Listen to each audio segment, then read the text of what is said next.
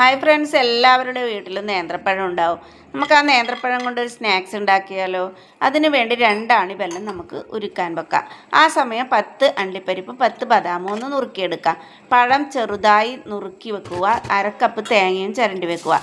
ഒരു പാൻ അടുപ്പത്ത് വെച്ച് അതിലേക്ക് 1 സ്പൂൺ നെയ്യ് ഒഴിച്ച് പഴം നന്നായി വരട്ടിയതിന് ശേഷം വീണ്ടും അതേ പാനിൽ 1 സ്പൂൺ നെയ്യ് ഒഴിച്ച് റവയും പൊടിച്ച് വെച്ച അണ്ടിപ്പരിപ്പും ബദാമും തേങ്ങയും കൂടി നല്ലപോലെ ഇളക്കി യോജിപ്പിക്കുക.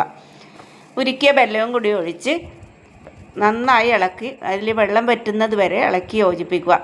പാനിൽ നിന്ന് വിട്ടുവരുന്ന പരുവാകുമ്പോൾ നമുക്ക് തീ ഓഫാക്കി തണുപ്പാറിയതിന് ശേഷം ഉരുളകളാക്കി ആവിയിൽ വേവിച്ചെടുക്കാം. ഷേപ്പിന് വേണ്ടി പരത്തി ഇതുപോലെ ആക്കാം.